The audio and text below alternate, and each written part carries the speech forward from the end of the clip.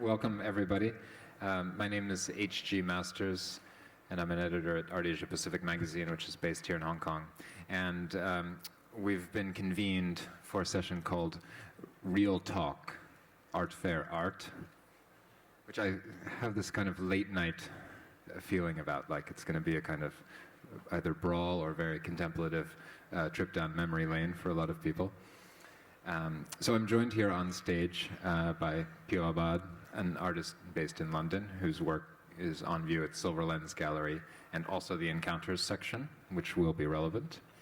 Phil Tinari is the director of the Ullens Center for Contemporary Art in Beijing. Alexie Glass-Kantor, who was here last hour on the previous segment, is the executive director of Artspace in Sydney and also the curator of the Encounters section this year. So we'll come back to Encounters. And finally, to kick things off, will be Ryan Gander, also an artist based in London, whose works are on view at STPI Gallery and also at Listen Gallery here at the fair. And Esther Schipper. And Esther Schipper. My boss is sitting there. So Shout out to Esther Schipper. All right. So, Art Fair Art. We've been gathered to talk about this quotation, a coinage, a neologism from Jack Bankowsky in 2005 in an Artforum article called The Tent Community. And for those who haven't read it or haven't read it in a while, I would highly encourage you to go home and kind of revisit this almost anthropological description of the art world in 2005 at a moment when art fairs had been going full steam for at least a decade by that point, but were really picking up momentum. And it's also this moment when relational aesthetics practices had kind of hit a kind of mainstream, or at least entered into kind of gallery lineups and into museum practices, and then also into the art fair. So what Bankowsky proposes is a kind of art historical lineage for this thing called art fair art, or even AFA as he calls it. He says that it's kind of a hybrid of Warholian pop in which there's a contextual experiment, as he calls it, from the ready-made down to kind of conceptualism practices, and then eventually into a kind of institutional critique. So this genre kind of hybridizes all of these things together. So I guess what we should talk about is, first of all, what do we think art fair art is? Does it exist? What does it look like? And then for me, what's more troubling is if there's art fair art, then is there also biennial art? Is there gallery art? Are there really all of these other kinds of art that spin off if we only consider the kind of art based on the context in which it's shown? Are we so cynical? Or are we willing to kind of modify our expectations for art and give it a little bit of room to breathe? I mean, we're at a big commercial event. Nobody denies that this is a kind of global marketplace. So when things enter into the marketplace, does that change what they are? Does it affect their meaning? And also, what opportunities are there here? I mean, the art fair presents a unique physical location, a unique social situation. It has a different audience. It has different spatial parameters. It has a different temporality. We're only here for a few days. What can we do? What can artists do within that time? So we'll look at some different experiments and also a kind of lineage that art fair art has left us with. And I think we live in that era already, as I was just saying to Phil. The article was written 12 years ago, but it's still a perfectly good summation of what happens at art fairs today. The art world gathers under this tent for a crazy mix of commerce, networking, but also sincere discussion about the thing that we're all interested in, which is art. So we're not here to say it's good or bad, but just to sort of tease out what the potentials are in this day and age. So I won't go on too much longer. So Ryan, would you like to talk a little bit about Hello. money? Money. And art? I don't know. I have this feeling that artists enjoying art fairs is really unfashionable. Whenever you talk about artists and you mention an art fair, they roll their eyes and they look disgusted. But I really enjoy art fairs. It is a little bit like therapy talking to you all. I enjoy art fairs because I live in the countryside and I never see exhibitions and I don't have many friends. And the friends that they do have are scattered all over the world, so it's a good opportunity for me to meet them. So money, the money's the stuff that you swap for food, and I swap art for money so I can swap it for food, and then I swap that money for more materials to make art.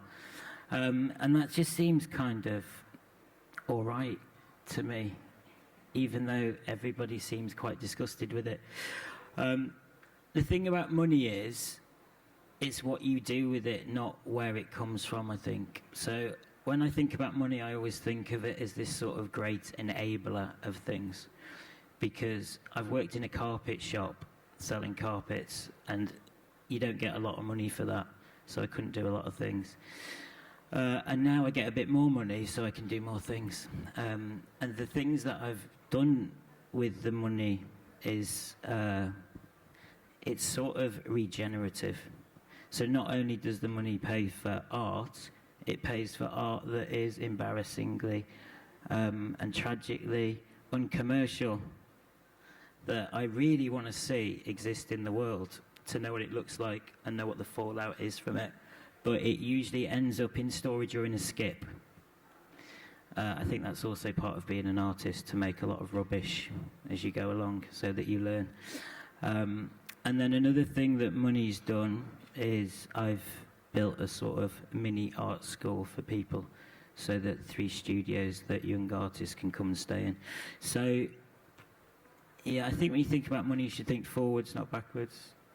Yeah. All right, let's start with that. And then, Pio, do you want to chime in about your specific project here at Encounters? I guess moving on from money to Thatcher seems like a good segue. Well, I thought I'd start by sharing this quote from Arjuna Padurai.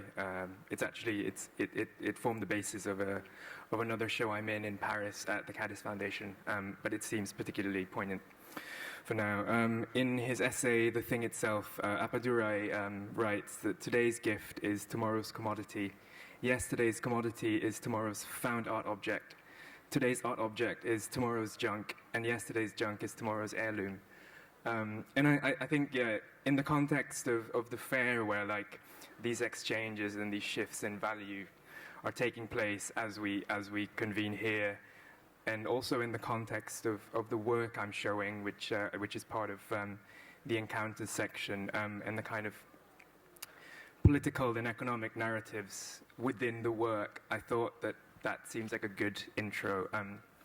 So just to describe the piece that I'm actually showing, it's a large installation, my largest installation to date, in fact, and it's called Not a Shield, But a Weapon. And the title is actually taken from one of Margaret Thatcher's former ministers, and that's how she described Margaret Thatcher's handbag as soon as it kind of enters the sort of meeting. It means war. So the piece is 180 counterfeit reproductions of this bag, like a black Asprey handbag that Thatcher owned for 30 years, in fact, and there's a really iconic photograph of Margaret Thatcher and Ronald Reagan walking in the grounds of the White House with Ronald Reagan's black dog Lucky, and behind Reagan is Thatcher holding the bag. And then the bag gains another set of values when Thatcher donates the handbag to an auction, a charity auction held by the disgraced conservative politician and writer named Jeffrey Archer. And so I think shortly, a few years after Archer leaves prison, he does this Christie's charity auction to kind of, I don't know, to return to society, and this black Asprey handbag gets sold for £25,000.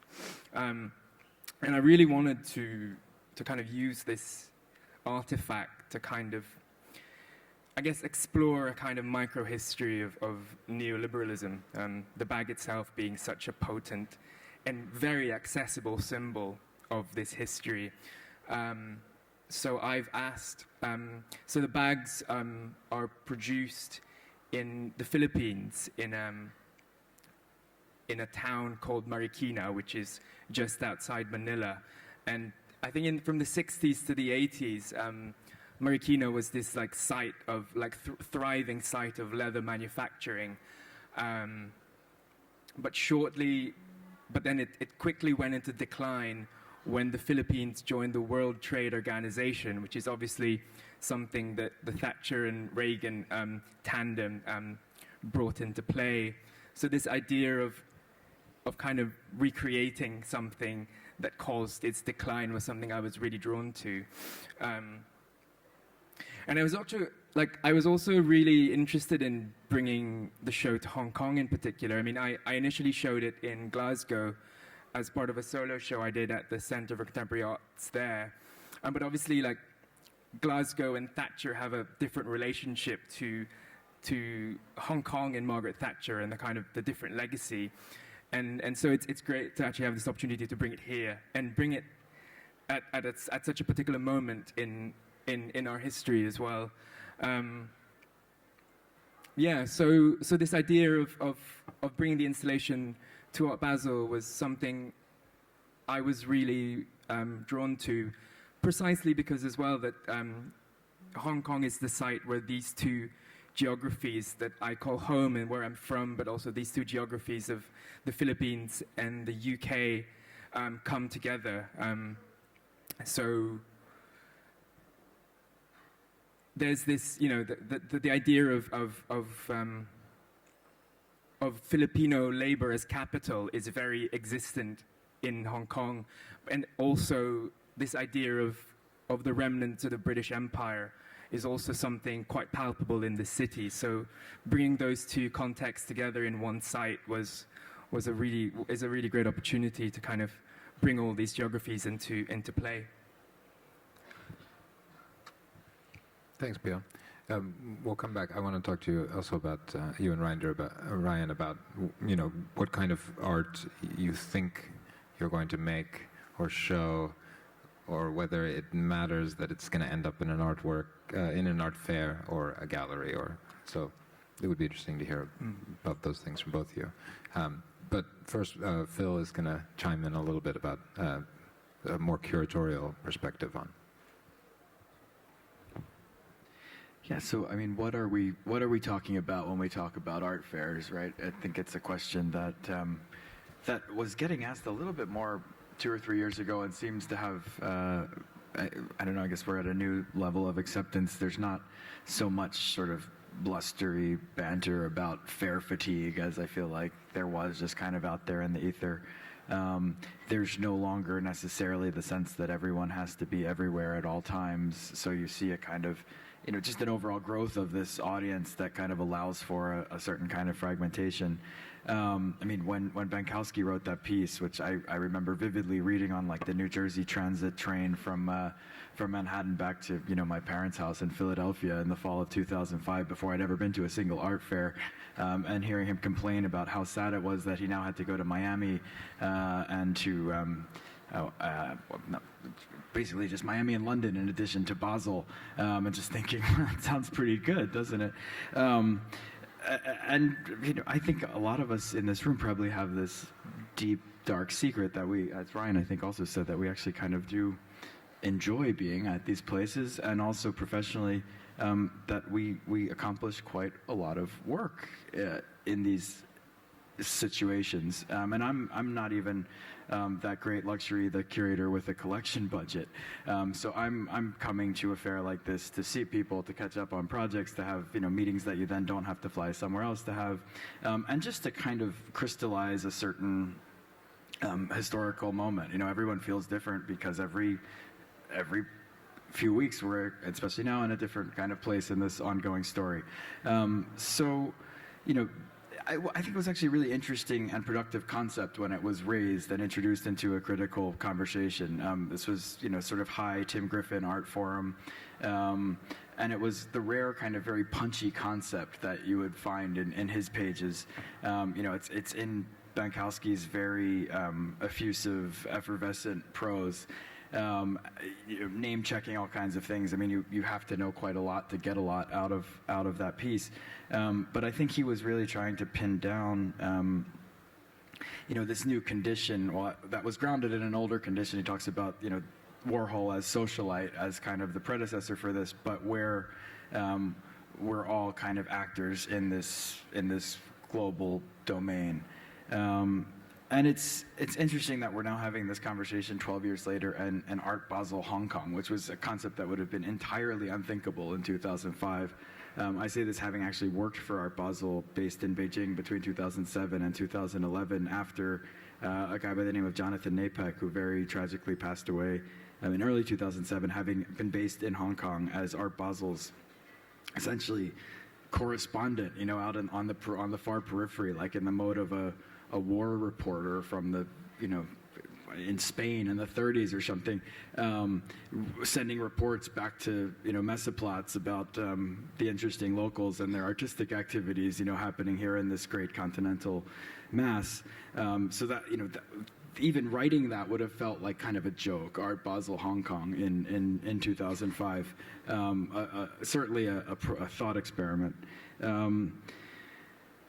So we go to these fairs. They seem to continue the format, which I think the modern fair format owes a great deal to Sam Keller, the previous director of Art Basel. The idea that there should be a curated section, that there should be a talks program, that there's a VIP program that includes certain kind of things, that there's a lounge with sponsors who pay for presence, that you have different exhibition sectors with different juries that perform expertise in different ways, and a kind of sorting of product in a way that retains always a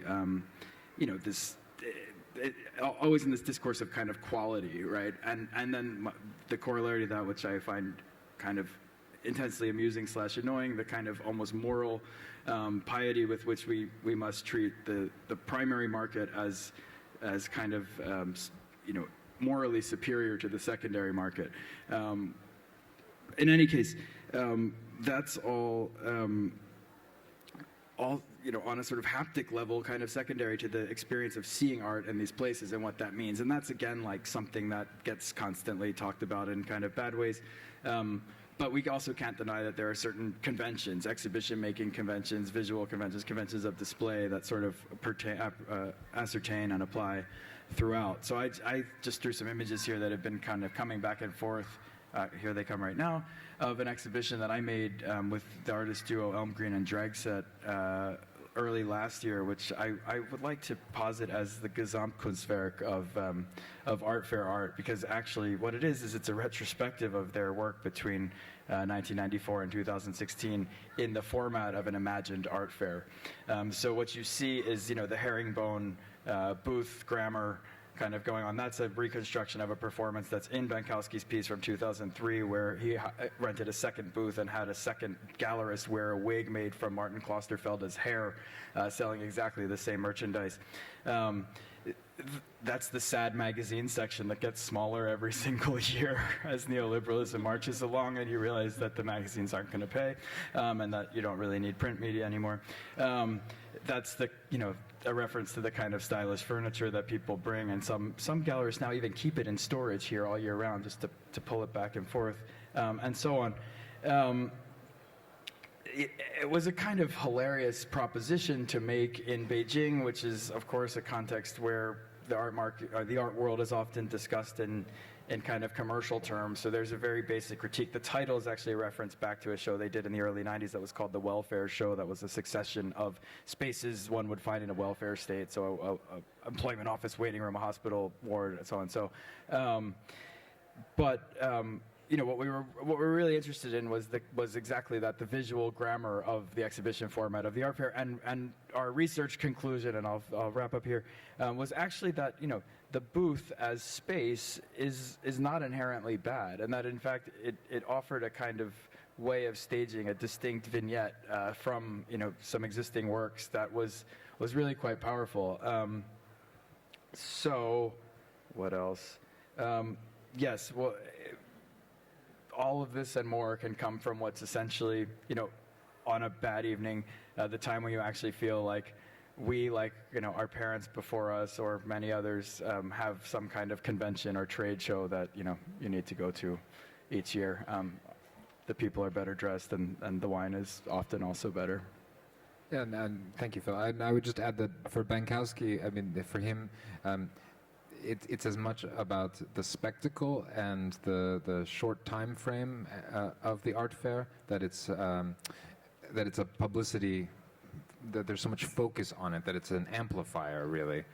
So some of the examples that he cites as kind of classic art fair art, he actually calls Tino Sehgal an art fair art old master, because his installations or his performances or his, you know, situations, as he would call them, were structured for the art fair. I mean, some of his more famous ones are he had two children sitting in an art fair booth acting as the gallerists selling Tino Sehgal's work. So it's about thinking about the context, but also manipulating the context to have maximum attention, maximum focus. So that really is something about art fair art, as well as the physical dimensions of the 3 dry walls or 4 dry walls or the little cabins, or, you know, these material conditions as well.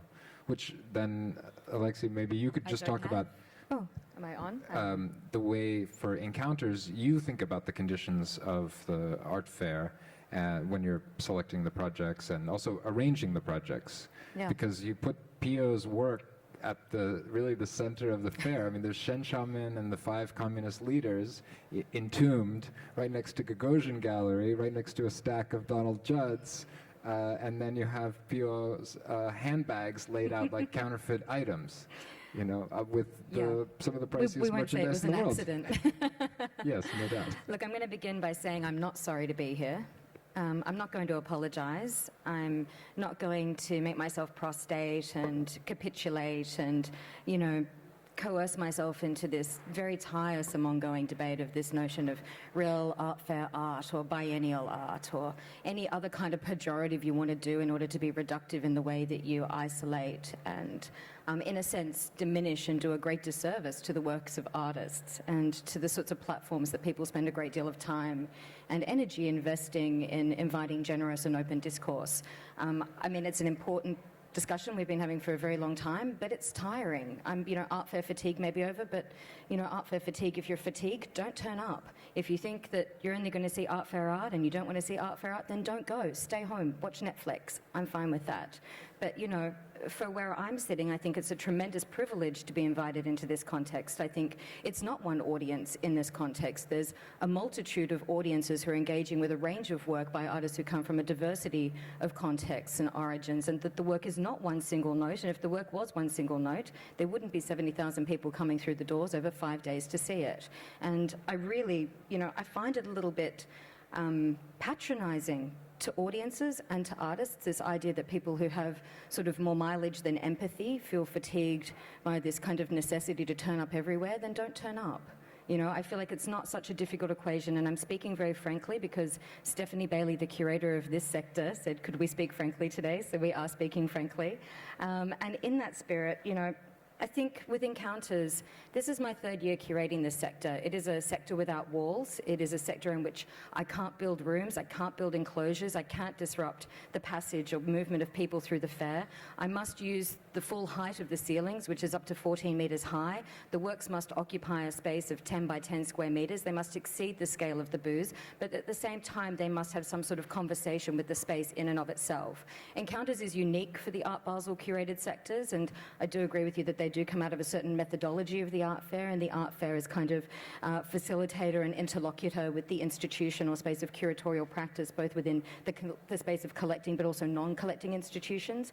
I'm a curator who doesn't come from collecting institutions. I work in a Kunsthalle. I'm the director of an independent space in Australia. I have very few times in my career have I worked in collecting institutions. I work with developing new work by living artists across generations to rethink the relationships in space for the commissioning of new work at a particular level of scale of ambition. I'm interested in how artists lead the market, not how artists capitulate to the market. I'm not interested in artists who say, what can I make to sell? I'm interested in artists who make art and that the work finds a space and redefines the space of what the market is and what the market might become. So I'm more interested in that conversation. Encounters for me, unique from the other sectors, is very specific. Unlimited in Basel has its own hall. It has its own discrete space, separate from the fair itself. It is a large-scale exhibition, almost biennial scale. There was 119 works in the sector in Basel last year, which is extraordinary. Gianni Yetzer, who curates that sector at the moment, can include performance, video, anything he wants, really. I can't include those media in my sector because there are conditions within the environment in and of itself. There is a sector in Basel called Parkour, and when Art Basel Miami was established, they set up a peer platform called Public. I love the idea that Public is the sector for Miami, where it is 24/7. It's not within the fair, it's not within a room, it's not sequestered, it is actually exposed to the elements. And I love in Asia that, 5 to 10 years ago, it would have been impossible to think of this kind of meeting place in the region actually iterating in the shape it is. And I love that Encounters is across these 4 meridians that divide the 2 levels of the fair in and of itself, that the fair actually commits what is the most valuable commodity within the space of the fair, which is real estate for the booths, to works which actually exceed the scale of the market, works which offer a proposition or a speculative space for something other than the domestic, something other than the easily acquired, something other than the sort of notional. On the other side of this wall, right behind us, right now, is a work by Taiwanese artist Joyce Ho, and it's a series of 3 rooms where the audience is invited into a series of constructed worlds, sort of vignettes and exchanges between strangers that are a moment away from the fair. This year I didn't just curate the encounters on the meridians within the capital of passage or sightlines or the bulk of the audiences, but I curated a work off-site from the meridians because curating in this context isn't just about the capital of spectacle, it's not just about the space of the kind of monument or the kind of tchotchke rich, I was saying to you the other day, the kind of large-scale tchotchke and schmonz, amplified, shiny, instantly Instagrammable. That's not how you curate a sector like this. You try to think about how to be relevant to the space in and of itself, how to alter the experience of the audience. It's an incredible privilege to curate in the space of the fair itself, and that is unique in this context. I've worked for 25 years in the region, and I think that the relationship between collecting spaces, auction houses, primary, secondary market, not-for-profits, publications, independent spaces, it's complicated. We exist in an interrelated ecology, and that's what Encounters is. And the way, thank you, Alexie. The way I understood it also was that Encounters capitalize on the fact that there's no large-scale museum in Hong Kong, and really there's a shortage of space to show art of a certain size. Like there are no 14-meter tall exhibition venues, at least at the beginning of Asia Society.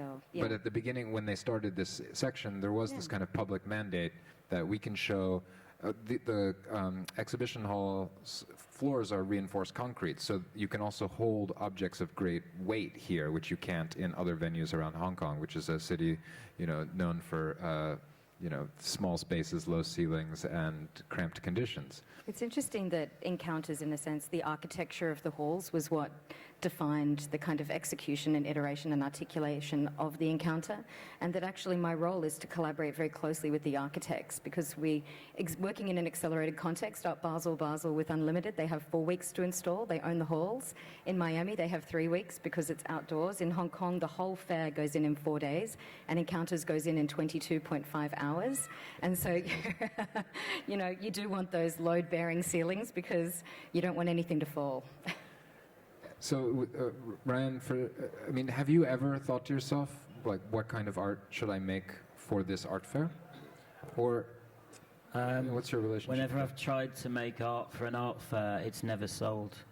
So, and whenever I make something and I think that it won't sell because it's ludicrous and that I wouldn't buy it, it's usually sold. So I'm not sure there's a recipe for it. It's an inverse formula for success here. Pio, what about you?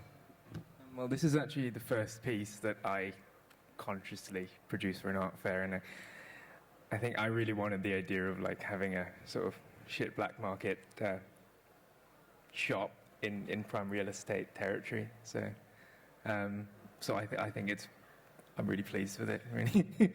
And also, like, I doubt I'll ever say this again. I'll ever be able to say this again. But if I do, that it's very bizarre. But when people ask me where the work is in the fair, I can say that it's between dead Fidel Castro and Gagosian. Don't think that's. I might just add to that. I mean, I think a great thing about art fair, you know, the context is the relationships that get built and established through the conversations and the creation of a meeting point. And 4 years ago, before I was the curator of the Encounter sector, I met Pio through an exhibition he had with Osage Gallery, where he was curated by Jocelina Cruz, an amazing Filipino curator, into an exhibition that Osage had invited a number of curators to contribute to. And we met later that night in the bar, as happens in Art Basel, and we sat in the Absolute Bar and we talked about your work, your context, your practice, the move you were shortly to make to London from the Philippines, the direction your practice was going. And it's been a conversation we've had over the past 4 years. And when I began to curate this sector, you and I have had a conversation about thinking of a work that could exist in this context. And that relationship for me between that summit of Chen Xiaomin's communist leaders lying in state, but that flip side, which is that, you know, these systems of totalitarianism and power are not exclusive to particular developing spaces, but actually exist in a very particular way through the West, and particularly in this context with a certain post-colonial resonance. But I think also, having shown the piece in an institution in the UK before this, I can say that it's kind of a more successful iteration here, because the conversations, these networks, are a lot more crystallized in ways that only an art fair in Hong Kong can actually allow to happen. Yeah, that's true to the Bankowsky spirit, which is art fair art has to use the fair itself as the stage. It has to take into the conditions. You know, that's one of the core ideas of, and also Bankowsky is building off an older idea of kind of festival art, which is another kind of loaded term that was thrown around in the 90s. Peter Sheldall of The New Yorker kind of very casually but almost lazily derided all of the work, large-scale work that was being created for biennials around the world as biennials were proliferating, because suddenly there were industrial spaces and that needed to be filled, or in his view, needed to be filled by artist work, and there was this kind of needless repetition of large-sized installations. So in a way, this whatever emerging form of kind of art as a kind of context, whether it's a biennial or the art fair of the later decade, then also receives its label as if it's the artist's fault, or as if the artist has somehow sold out by, you know, expanding the size of their work to accommodate the space that it's being shown in, which I've always thought of as being a little bit unfair.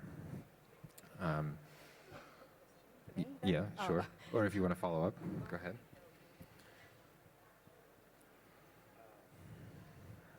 I mean, Phil, how do you think about if you're curating something within an art fair context, and you're working, let's say, for example, you did a curated section at the Armory show about Chinese art, but then you also did a show at the Fondation Louis Vuitton about Chinese art. So I know they're slightly different, but, you know, what are the kind of parameters about what you would consider for one that you wouldn't for the other, if any? Well, I mean, that section at the Armory, at the end, it still has to come down to galleries being willing to bring work and pay to be there and think that they can make a splash with it in New York.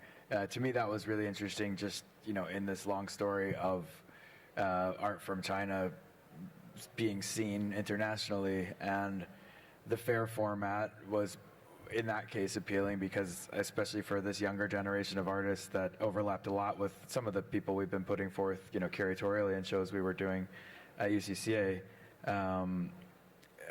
The chance to sort of put them on stage in New York felt like it could be productive in an interesting kind of way, whereas the other project at the last year at the Fondation Louis Vuitton was much more an exhibition with parameters that were kind of determined by the presenting institution and then developed in collaboration between that institution and our institution. So. And the other thing, there are two other things that I wanted to sort of reintroduce about art fairs. I mean, yes, we're living in the same world in a certain fundamental sense as 2005 and the tent community, but even art historical material now, I was thinking about what's different now, 12 years later. Art historical material has really returned as something that can also re-enter the art fair. I mean, we're seeing large-scale installations that are historical being recreated. We're seeing all kinds of archival material being presented in an art fair context. So on the one hand, there's this shift kind of backward in time and also toward a more institutional and scholarly set of materials.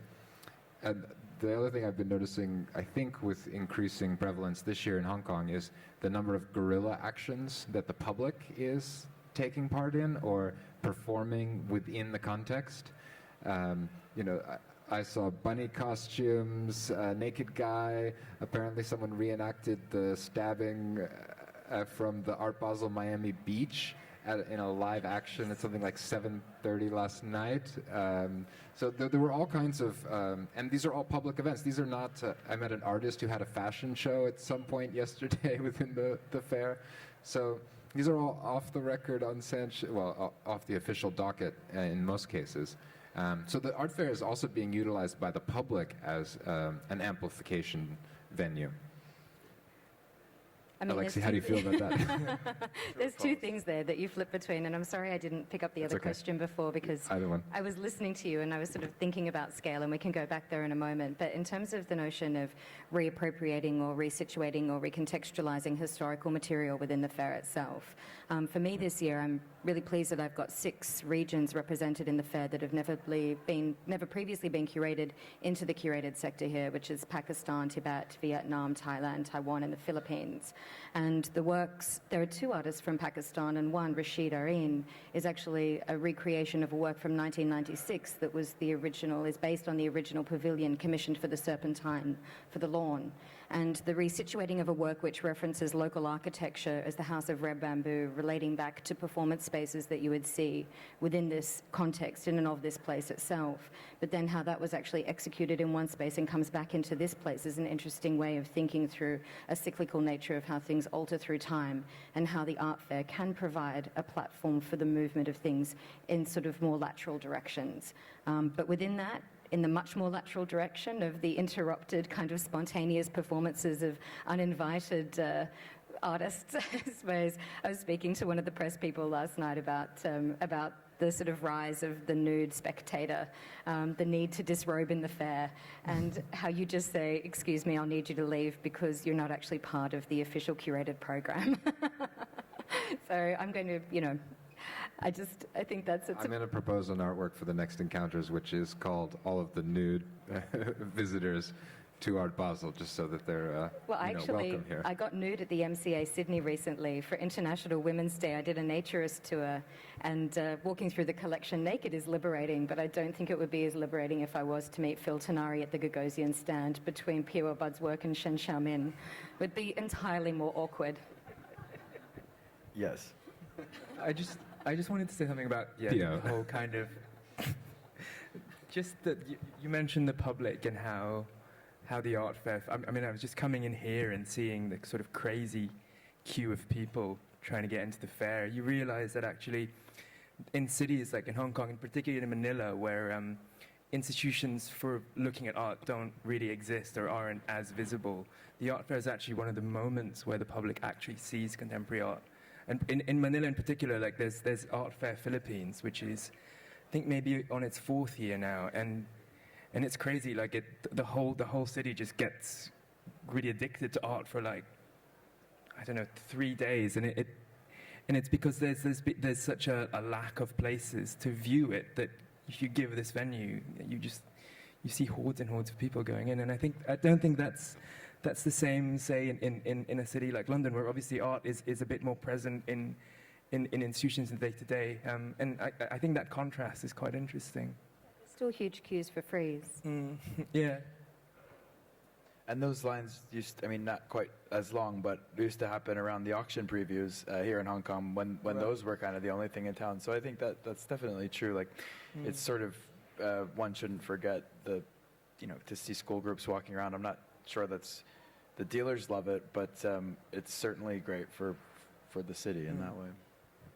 Yeah, and that was one of the original, actually, criticisms of Art Basel Hong Kong's predecessor, Art Hong Kong, or Art HK, was that because of its popularity and because so many members of the public were coming, that there is a group within the art world that still thinks that this is not the correct way to introduce art to the public. That people should go to museums first, and then only those who are collecting art should really be the ones at art fairs or attending this sort of. But I'm sensing from the panelists here that like no one is such a purist. There's nothing wrong with seeing art at an art fair. It feels like we should be talking to the people that aren't here rather than the people that are here. Do you know what I mean? Well, actually, I'm looking forward to hearing if how people respond to this idea, either of art fair art or also just about the sort of context for viewing art. Because, we're all professionals and we sort of are obligated or semi-obligated to be at these events. So it's clear why we're here, but and maybe some of you are collectors, but for the non-collectors, it would be interesting if you've compare the Art Hong Kong experience to seeing art at either the Hong Kong Art Museum or international museums. But when you go to Basel to the watch fair at Messeplatz, you don't get the public coming in to look at Rolexes and whatever, do you? I remember the first time I went to Basel and I was quite young and I thought it was incredible that all these people were there. And I got in a taxi and I said, wow, it's really busy, isn't it? And the taxi driver said, it's the watch fair next. Like he was waiting because it's so much more. It's so much bigger than so much Basel. bigger. It's just like a trade fair in the end. And when I see people, when I go away and I'm in a hotel and I see people in the elevator and they're at a trade fair for wok cooking or cars, or I always think, God, that must be awful, having to go away and stay in a hotel and talk to lots of people about cars. If you like And I'm what here. but if you like what you do, it should be a privilege. And that idea that we're obligated to be here. You're not obligated to do anything. If you don't like it, get another job. Honestly, I'm sorry, but I agree with this you. I like idea what that we're we doing. have to have this faux kind of fey sense of seen it all before. Why bother looking at art? If you have this threshold, if you have this kind of space between you and the work that is so kind of disassociative to the context. I get it, I know I work within it, but for me, when I'm even thinking about encounters, or an encounter for me like Wang Wei, the 10 by 12 meter floor mosaic this year, everyone's bumping into shit in Hong Kong all the time. The thing that drives the gallerists crazy is everyone walking backwards into their work. Don't touch the work, don't break the work, don't touch the work. And this year, actually putting a work on the floor, watching people flinch before they step onto it as if that's the one thing they can't touch, is so ludicrous as to be kind of poetic and beautiful. And those schisms still exist within this space. This space is more idiosyncratic. Yeah. Phil, do you want to say something, and then we'll take a question or two? I heard something in a conversation with an artist once that I thought was interesting that I would love to hear what you guys think about, which was that they compared the effect of the fairs kind of almost to what iTunes did to the music industry. So, the basic unit went from the album to the single, and that the intensification of fairs had kind of taken the basic unit from the gallery show to kind of pieces for the booth. And I would just, does that bear out? I mean, it's not art fair art per se, but in terms of your production rhythms. I think there's a dilution of readership, definitely, in art in the last 10 years, but it's more to do with social media than art fairs. Which you're discussing later. Which is why That's the next I'm time. my energy. Pia, It's united. Yeah, I think you kind of, it does affect, obviously, like art fairs tend to sometimes dictate production in a way that, being fairly new to art fairs really, it's sort of something that I'm becoming more and more kind of conscious of. Pia, you are post-art fair art. I mean, basically, as an artist, because your whole artistic career is starting already in the context with the art fair. Sorry, man. Questions? Anyone? I see a question over here in the front, to the stage right. Oh, you need a microphone for the record. Hi, thank you for that. I was just wondering what the panel thinks of the fact that while the world is becoming increasingly nationalistic and inward-looking, the art fair seems to be looking increasingly outward. I mean, do you agree, and why do you think that is?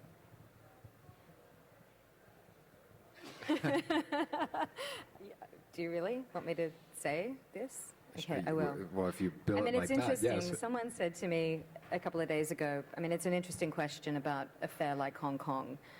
When you say, it would have been unthinkable back in the day, the idea of the correspondent. I still remember when you were the China correspondent for Art Forum, the kind of, solo kind of pioneer located somewhere in Beijing in the Hutongs, And I think the other day when I think there is still a great distance to come in terms of having the fairs. It's been interesting working for Art Basel, and I will say 3 years ago when I was invited to curate the sector, there was a conversation which was that, in a sense, Basel is Basel, regardless of whether it's in Basel, Miami, or Hong Kong.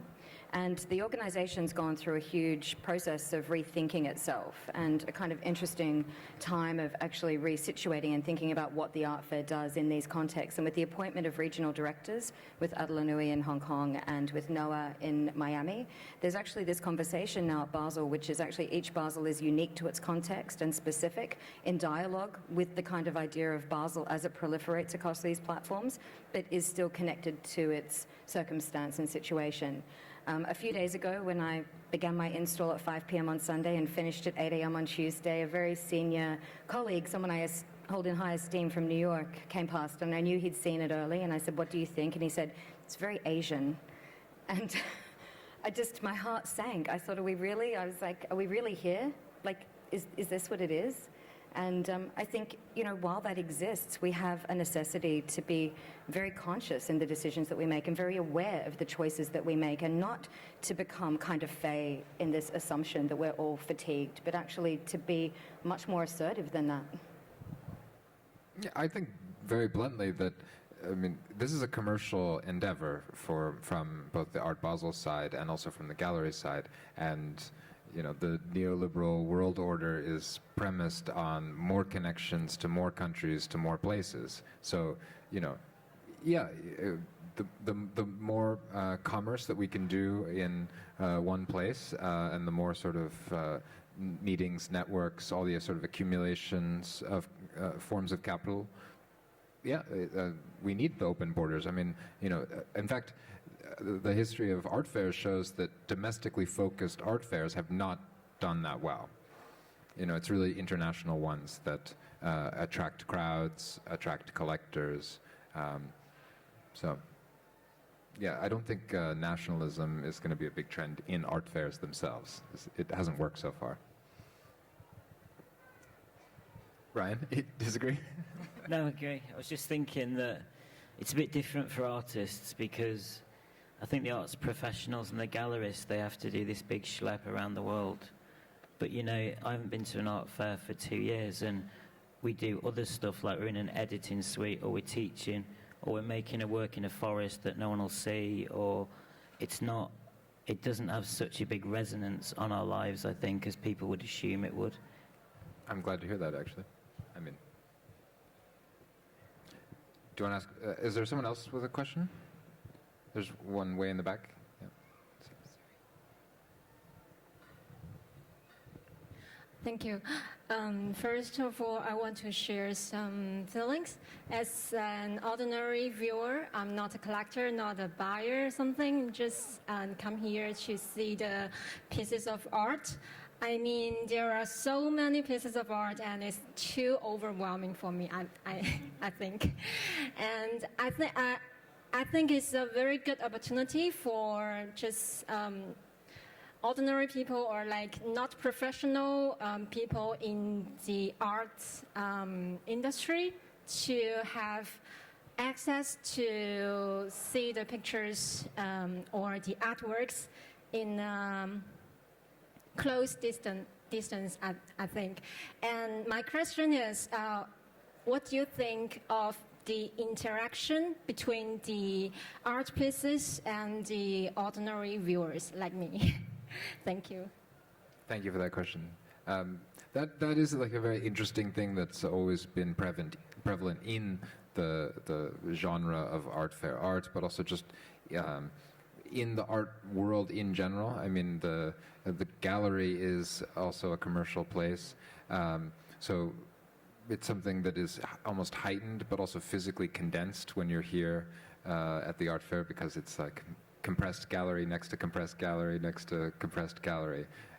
But what are your thoughts about that kind of interaction? Is it does it get in the way, like our audience members feeling? Do you know or? Fantasy Football League? The one on, yeah, okay. I always think it's a bit like that because I haven't got enough money to buy art, but I always go to an art fair pretending I have a lot of money and take a little notepad with me and make my list of what I would buy. That's It's a good exercise to make yourself more participative in the art fair. Actually, the first time I went to Art Basel, Hong Kong, I was just a punter, and I think I was wearing a particular shade of pink trousers that a lot of young Chinese collectors are wearing. So Don't name names. I was treated very well in every booth that I went to, which was fun. Good research.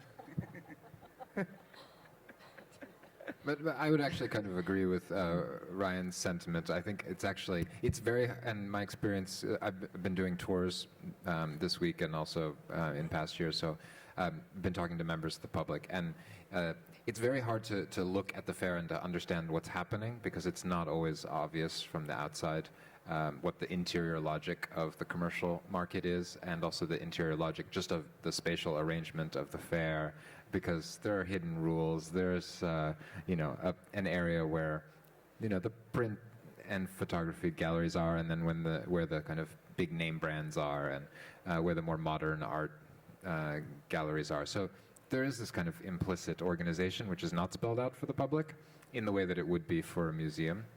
Do you want? Yeah, I mean, I've curated the Encounters sector, which is the large-scale installations, for 3 years, and in 2015, my first year, I was thinking about the idea of the city within the city and the idea of landscape urbanism, and how within the architecture, the kind of constructed world of the art fair in and of itself, how you can create disruption or more idiosyncratic kind of moments of altering or different kinds of landmarks, so that sense that you're kind of almost in a hostage situation gets kind of opened up a little bit, and the kind of internalized sort of social contract of the fair is disrupted, and how, again, you think about being generous with the audience. The audience here isn't one audience, as you point out, and someone said before, we need to be speaking to someone else, and exactly someone else is the people who don't come to fairs all the time. And I'm very conscious when I'm curating Encounters that the audience isn't just the people in my peer network, but the audience is 69,000 other people, and that you have a responsibility to be generous, which can be a profoundly unfashionable world when you're trying to be cool in the art world,